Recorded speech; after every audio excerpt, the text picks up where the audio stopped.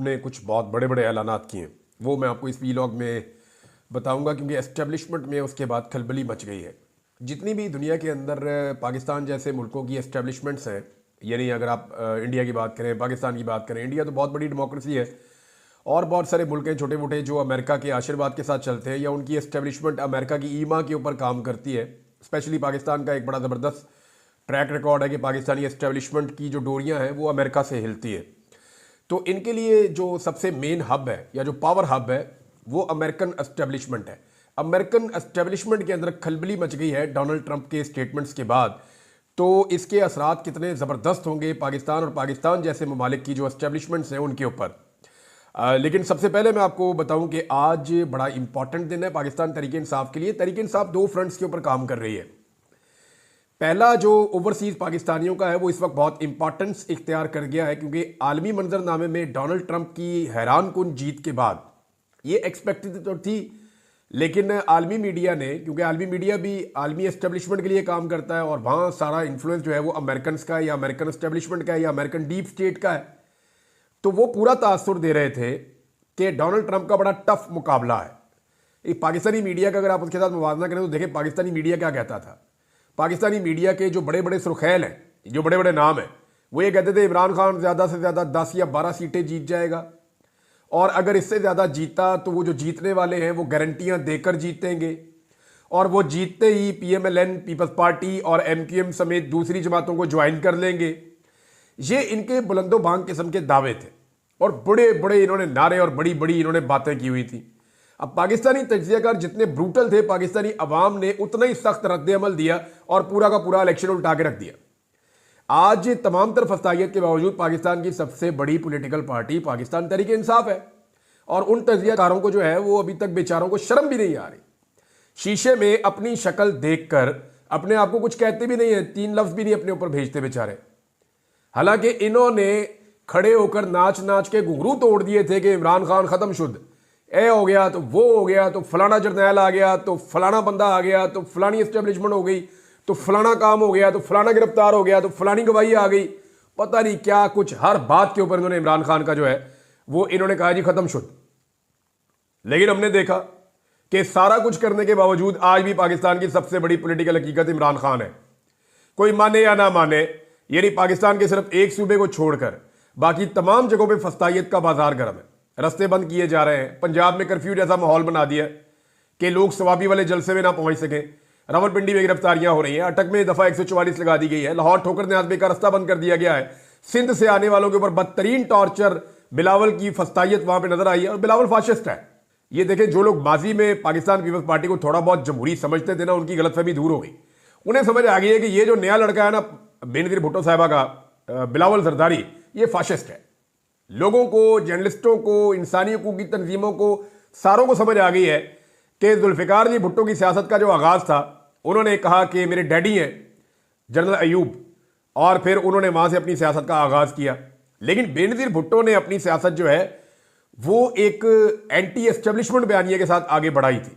बेनज़ीर भुट्टो ने बड़ी इज्जत भी कमाई थी। उनकी शहादत के बाद उम्मीद की जा रही थी कि शायद उनका बेटा उनके रास्ते पर चले, लेकिन नहीं। बिलावल जरदारी ने बेनज़ीर भुट्टो साहिबा की सियासत को बर्बाद करके रख दिया और उन्होंने, बिलावल जरदारी साहब ने अपने वालिद की तरह की सियासत की और वो एस्टेब्लिशमेंट का लौंडा बन गए और कुछ भी नहीं किया। अब वो उसी फस्तायत के रास्ते के ऊपर चल रहे हैं जो नॉर्मली आप देखते हैं पाकिस्तान के अंदर। जिस तरह PMLN करती थी, अब इसी तरह पीपल्स पार्टी करती है। जो पीपल्स पार्टी ने वहाँ पे मारा है बलूचिस्तान में और सिंध में पाकिस्तान तहरीक इंसाफ के कारकुनों को, और जैसे गिरफ्तारियां की हैं, जैसे उनकी पुलिस ने गालियां दी हैं, जो उनकी पुलिस नुकसान कर रही है, अब ये पीपल्स पार्टी का असल चेहरा है। इसको देखें और इसको हमेशा याद रखें। जब भी कभी ये जमहूरियत की बात करें तो इनको ये तस्वीरें निकाल कर दिखाएं। ये पाकिस्तान का सोशल मीडिया इन्हें क्यों जहर लगता है, क्यों बुरा लगता है? इसीलिए बुरा लगता है ना कि जब भी कभी ये कोई झूठा ड्रामा करते हैं तो सोशल मीडिया निकाल के इनकी शक्लें इनके मुंह पर रख देता है। इनको दिखाता है कि जनाब ये आपका असल चेहरा है, ये आपकी पुलिस सिंध के अंदर कर रही है, ये आपकी पुलिस बलूचिस्तान में कर रही है, ये आपने अपनी पुलिस के जरिए से पंजाब में और इस्लामाबाद में करवाया। और अभी यही सारी फस्तायत हम पिछले 2 दिन से देख रहे हैं। इसके बावजूद पाकिस्तान तहरीक इंसाफ के लोग बड़ी तादाद में सवाबी के लिए निकल रहे हैं, मुख्तलिफ जगहों से पहुंच रहे हैं, काफिले निकल पड़े हैं और खैबर पख्तूनख्वा में मुख्तलिफ इलाकों से भी लोग आ रहे हैं स्वाबी का जो जलसा है वो बड़ा जलसा होने की तवक्को है। एक नया मोमेंटम पाकिस्तान तहरीक इंसाफ बनाना चाहती है, एक नई एनर्जी भी है पाकिस्तान तहरीक इंसाफ में, और इसमें बहुत सारे अहम तरीन स्टेटमेंट्स हैं। सबसे जो अहम स्टेटमेंट है वो इमरान खान साहब का है। इमरान खान साहब ने बहुत क्लियरली कुछ बातें कह दी हैं, और इमरान खान की बहन ने जो स्टेटमेंट उनका बताया वो ये कहा कि इमरान खान ने कहा कि कल स्वाबी जलसा में वकला, टिकट होल्डर्स, MNAs, MPAs और सारे पाकिस्तानी अपने हक के लिए शिरकत करें। जब इंसाफ अदालतों में आएगा तो इमरान खान को इंसाफ मिल जाएगा। अली मोहम्मद खान साहब ने भी कहा कि इमरान खान साहब को सारी उम्मीदें अपनी कौम से हैं और वो यहीं पे आज़ादी हासिल करेंगे। स्वाबी जलसे में इमरान खान ने पैगाम दिया कि इस जलसे में अगले लायामल का ऐलान होगा। आज़ादी की तहरीक के फैसले जो हैं वो सड़कों के ऊपर होंगे। जबकि इमरान खान साहब के अपने ट्विटर अकाउंट से या एक्स अकाउंट से एक ट्वीट किया गया है जिसमें बड़ा वाज़ेह पैगाम है पाकिस्तानी कौम के नाम। इमरान खान साहब ने कहा कि कल स्वाबी जलसे में हम अपने आइंदा के लायामल का ऐलान कर देंगे। अच्छा, ये बहुत इंपॉर्टेंट है, याद रखिएगा, ये बड़ा खुफिया रखा है पाकिस्तान तहरीक इंसाफ ने। मुझे कुछ हिंट्स हैं, लेकिन मैं ये चाहता हूँ कि पाकिस्तान तहरीक इंसाफ ने जिस चीज़ को खुफिया रखा है वो उनका एक अपना सीक्रेट है, जिसने मुझे कुछ चीज़ें एक दो लोगों ने बताई तो उन्होंने कहा कि जी आप प्लीज़ अभी इसको डिस्क्लोज ना करें। हम ये चाहते हैं कि जलसे के अंदर जिस तरह इमरान खान साहब की ख्वाहिश है ये चीज़ें सामने आए। तो स्वाबी के जलसे में इमरान खान साहब ने कल रात को ये ट्वीट किया था आज के बारे में, हम अपने आइंदा के लायामल का ऐलान करेंगे।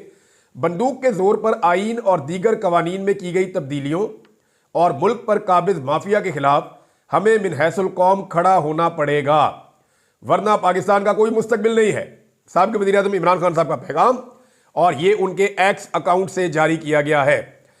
अब एक सलमान अकरम राजा साहब जो सेक्रेटरी जनरल है पाकिस्तान तहरीक इंसाफ के, उनका भी एक स्टेटमेंट है और वो आप ये देख लें। लेकिन शेख वक्कास अकरम साहब ने क्लियर किया है कि इमरान खान की पॉलिसी की लाइन जो है वो बड़ी क्लियर है। संजानी जलसा में जो कुछ हमारे साथ किया गया था उसके बाद से इमरान खान साहब ने कहा था, और एस्टेब्लिशमेंट के साथ किसी किस्म की अब हमारी कोई भी एंगेजमेंट नहीं है। जावेद हाशमी साहब ने इमरान खान साहब के बारे में कहा, जावेद हाशमी के बारे में एक बात याद रखिएगा, इन्होंने बड़ी लंबी जेल काटी है। अगर पाकिस्तान में किसी सियासी कैदी के ऊपर एक लंबी जेल और लंबे अरसे तक सख्तियां रही हैं तो वो जावेद हाशमी है। नवाज शरीफ डील करके निकल लिए, नवाज शरीफ के करीबी दोस्त डील करके निकल लिए, ख्वाजा आसिफ, ख्वाजा साद रफीक, बायर, सारे अपनी अपनी इंजॉयमेंट कर रहे थे, अपना अपना कारोबार कर रहे थे। एक आदमी डट कर खड़ा था मुशर्रफ के रिजीम में और वो था जावेद हाशमी। जावेद हाशमी साहब ने आसिफ अली जरदारी की जेल तो जेल ही नहीं थी ना, जरदारी साहब तो जेल के साथ वाली कोठी के अंदर अपनी लाइफ एंजॉय कर रहे थे। बाकायदा उनको वहाँ वो सहूलतें मुयसर थी जो अच्छे खासे आदमी को, जो आज़ाद आदमी उसको मुयसर नहीं होती। अक्सर वहाँ से वो फार्म हाउसेज पे भी चले जाया करते थे। तो जरदारी साहब की जेल तो जेल थी ही नहीं। जावेद हाशमी साहब की जेल ज़रा गौर कीजिएगा। उन्होंने कहा कि मैंने 10 साल जेल काटी है, मगर जिन मराहिल से इमरान खान को गुजारा गया है, अगर इन मराहिल से मुझे गुजारा जाता तो मैं भी शायद डील कर लेता। ये वो जावेद हाशमी है जिसको इतनी सख्तियां बर्दाश्त की कि आज वो सही तरह बोल नहीं सकते, सही तरह चल नहीं सकते, और ये सारे वो तोहफे हैं जो जेल में उनको मिले। उन्होंने शरीफ खानदान के लिए पूरी एक जंग लड़ी अपनी जमहूरियत के लिए, लेकिन शरीफ खानदान के बार बार सौदों से, बार बार डीलों से तंग आकर उन्होंने अपने आप को उनसे दूर कर लिया। अब वो इमरान खान के बारे में ये दावा कर रहे हैं कि मैं 10 साल जेल में रहा हूं, लेकिन 10 साल में मेरे साथ वो नहीं हुआ जो इमरान खान के साथ हो गया है। और अगर मेरे साथ ये किया जाता या मुझे इन मराहिल से गुजारा जाता तो मैं डील कर लेता।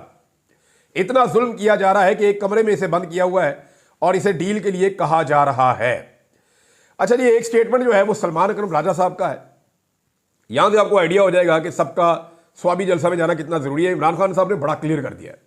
वैसे मैं कल रिपोर्ट करूंगा आपको दिन के वक्त, मे भी हम जाएं भी स्वाबी जलसे में, तो आपको हम रिपोर्ट करेंगे कि एक्चुअली स्वाबी में किस तरह लोग पहुंच रहे हैं, उनका टेम्परामेंट क्या है, लोगों के जज्बात क्या है।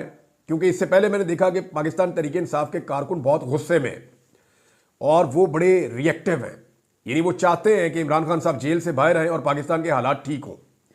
सलमान अकरम राजा साहब ने कहा कि मैं कहूं कि मैं बड़ा वकील हूं, मेरा काम सिर्फ अदालतों में मुकदमे लड़ना है, सड़कों पर निकलना मेरे शाया निशान नहीं है, तो ये गलत है। इंसानों कौमों की जिंदगी में लम्हा आता है जब फैसला करना पड़ता है कि हमने जुल्म के खिलाफ अमल का हिस्सा बनना है, लिहाजा मैं निकलूंगा, कि हमने जुल्म के खिलाफ अमल का हिस्सा बनना है, लिहाजा मैं निकलूंगा। अब हर पाकिस्तानी को भी फैसला करना है, उसने महफूज जगह पर बैठकर मुबस्सिर बनना है या कौम की तारीख में अपना हिस्सा डालना है। ये जनाब सलमान अकरम राजा साहब का पैगाम है। और आज का दिन बहुत इंपॉर्टेंट, पाकिस्तान तहरीक इंसाफ कितना बड़ा शो करती है ये हम आपको दोपहर के बाद बताएंगे भी, जब सारे काफिले स्वाबी की तरफ जा रहे होंगे। अब आ जाए जनाब, नौ मुंतखब अमरीकी सदर हैं, उन्होंने क्या मुसीबत पैदा कर दी है अमरीकी एस्टेब्लिशमेंट के लिए। अमरीकी एस्टेब्लिशमेंट वो एस्टेब्लिशमेंट है जो पाकिस्तानी एस्टेब्लिशमेंट को कंट्रोल करती है, और सिर्फ पाकिस्तान की नहीं, दुनिया की बेशुमार एस्टेब्लिशमेंट्स हैं जिनको वो कंट्रोल करती है। मैंने खुद बड़े बड़े तगड़े बंदों को अमेरिकन एस्टेब्लिशमेंट के सामने घुटने टेकते हुए पूरा रिकॉर्ड है, ना सिर्फ पढ़ा है ना सिर्फ देखा है, बल्कि मैंने जेन्युइनली देखा कि वो जब बात करते हैं तो वो बहुत परेशान हो जाते हैं, स्पेशली जब अमेरिकन की तरफ से कोई ऑर्डर आता है। तो अब जो डोनाल्ड ट्रंप ने कह दिया है ना, या जो उन्होंने ऐलानात कर दिए, ये टोटल 11 ऐलान है जो डोनाल्ड ट्रंप ने किए हैं। ये 11 ऐलान अमेरिकन एस्टेब्लिशमेंट के लिए आप समझे एक तरह की मौत है। डोनाल्ड ट्रंप ने किया क्या, ये सुने आप, मैं आसान करके आपको बता रहा हूं आपकी जबान में। और ये मेरी मनसूबाबंदी है कि हम वाशिंगटन की बदउनवानी से अपनी जमहूरियत को वापस हासिल करेंगे, बदउनवानी से पाक करेंगे वाशिंगटन को, और हमेशा के लिए गहरे रियासती निज़ाम, यानी जो डीप स्टेट है, बंद कमरों के फैसले, वो जो मैं कहता हूं आपको कि बंद कमरों में 4 बंदे बैठे पूरे मुल्क का फैसला कर दिया, हम ये करेंगे, हम वो करेंगे, जाती मफादात उसके अंदर लोगों के आ जाते हैं, अपने जाती मफादात आ जाते हैं, अपने करीबी लोगों के, अपनी एक क्लास के मफादात आ जाते हैं। तो उन्होंने कहा जी डीप स्टेट को खत्म कर देंगे, खात्मे का ऐलान कर दिया, और 4 साल बाद होते हैं। डोनाल्ड ट्रंप को पहले यह बात समझ आने में टाइम लग गया था, जैसे इमरान खान साहब को समझ नहीं आ रही थी और जैसे हमें समझ नहीं आ रही थी। हम यही समझ रहे थे सारा निज़ाम ठीक चल रहा है, ऐसे ही चलता है। वो तो फिर जब पता चला तो निज़ाम गले पड़ गया। तो यानी पाकिस्तानी ज़्यादातर यही समझते थे ना कि एस्टेब्लिशमेंट जो फैसला करती है वो पाकिस्तान के मफाद में करती है, लेकिन फिर हमें पता चला कि नहीं, एस्टेब्लिशमेंट माफिया के साथ डील्स भी करती है। फिर हमें पता चला कि एस्टेब्लिशमेंट और माफिया बीच में से बाद औक़ात मिले हुए भी होते हैं। फिर हमें पता चला कि एस्टेब्लिशमेंट जिन लोगों के कंट्रोल में होती है, बाद औक़ात वो अपने ज़ाती मफाद के लिए भी काम कर रहे होते हैं, मुल्क के लिए नहीं कर रहे होते, और बहुत सारे काम वो मुल्की मफाद में भी करते हैं। वन साइडेड हम नहीं चल सकते। तो डोनाल्ड ट्रंप के ऐलानात, पहला ऐलान उन्होंने कहा, सबसे पहले मैं फौरी तौर पर अपना 2020 का एग्जीक्यूटिव ऑर्डर दोबारा जारी करूंगा। अब ये 2020 में जाके ट्रंप ने किया था, क्योंकि ट्रंप को अपने आखिरी साल में एहसास हुआ कि ये क्या गेम हो रहा है और मेरे खिलाफ क्या खेल खेला जा रहा है। तो सबसे पहले 2020 का एग्जीक्यूटिव ऑर्डर दोबारा जारी करूंगा, जिसके जरिए मैं बदउनवान और सरकश अफसरान को हटाऊंगा, इख्तियारात वापस बहाल करूंगा, और मैं इस इख्तियार का पूरे तरीके से इस्तेमाल करूंगा, उठा के बाहर फेंक दूंगा। जर्नैलों की खैर नहीं है, करप्ट ब्यूरोक्रेट्स की खैर नहीं है, जो अमेरिकन एस्टेब्लिशमेंट की डीप स्टेट है उसकी खैर नहीं है। अब आ रहे हैं दूसरा ऐलान।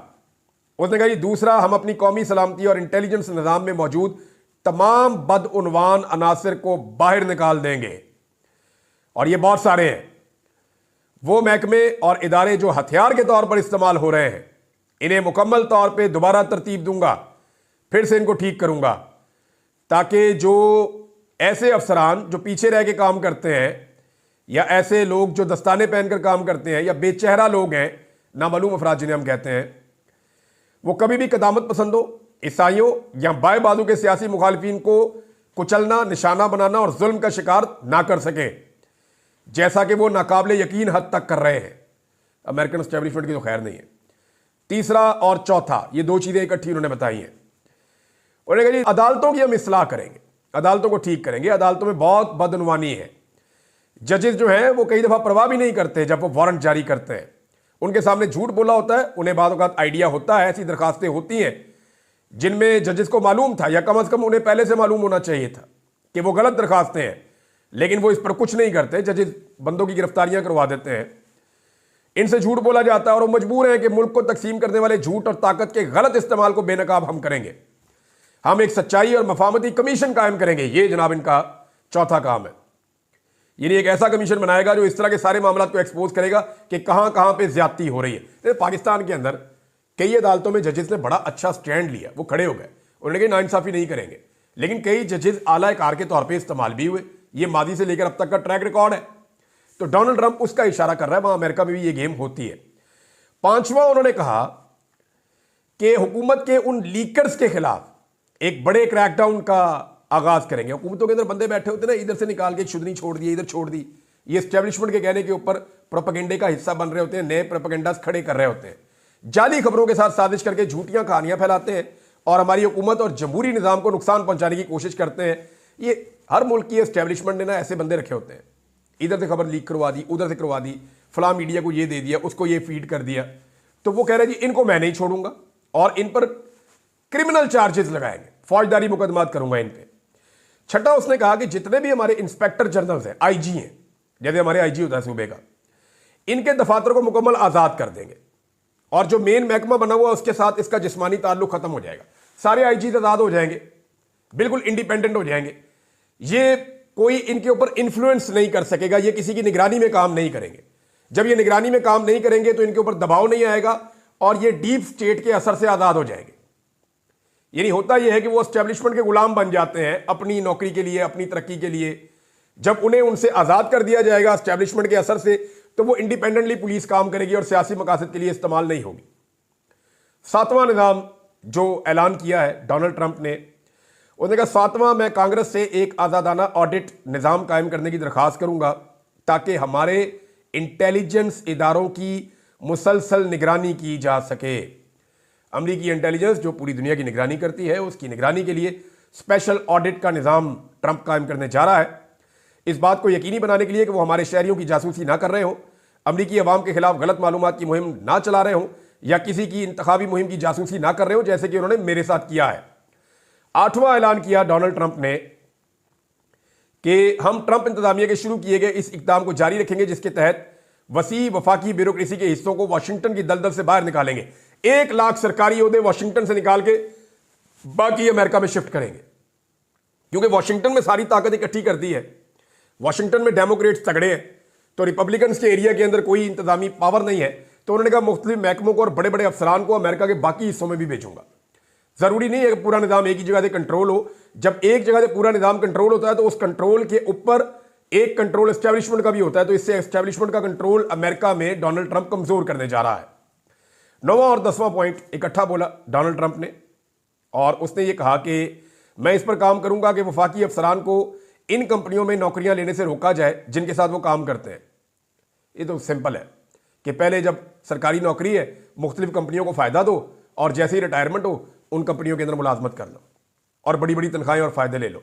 वो कह रहा है ये चीज़ तो मैं रोकूंगा फौरी तौर पे, और कांग्रेस के ऊपर दबाव डालूंगा कि एक ऐसा कानून पास किया जाए कि एक हद मुकर्रर की जाए कि तब तक के लिए ये बाउंड है कि ये वो चीज़ें नहीं कर सकते।